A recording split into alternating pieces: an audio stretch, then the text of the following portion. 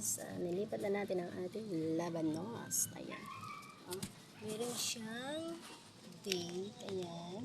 Pinatubong natin siya. Pinula natin siya is no October 26. Ayan guys. Tapos nilipat na natin sila kasi malaki na sila. Ayan. Pero dahil kulang-kulang na tayo dito sa lupa, kaya ayan, nakakasya na lang natin sila.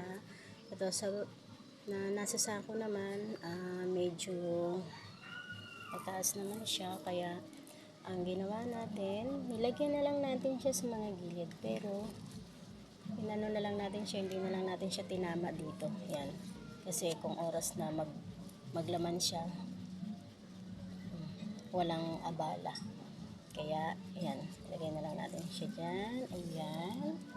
Lagyan na lang natin atong mga gilid-gilid. Ayan, no? Para hindi naman maano sa lupa makain. Ayan, no? Kasi marami pa tayong mga panglilipat. Ayan. Marami tayong mga sili. Ganito, ayan. Sari-sari yan, guys. Ayan. And then, yung grapes natin is gumagapang na. Ayan.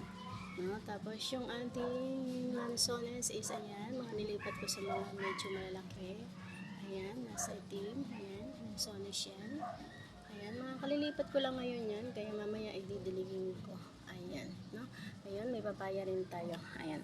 Tsaka na natin ulit guys, i-update ko po kayo. Ayan, lalo na dito sa labanos na to.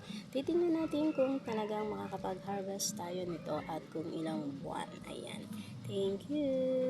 Bye-bye.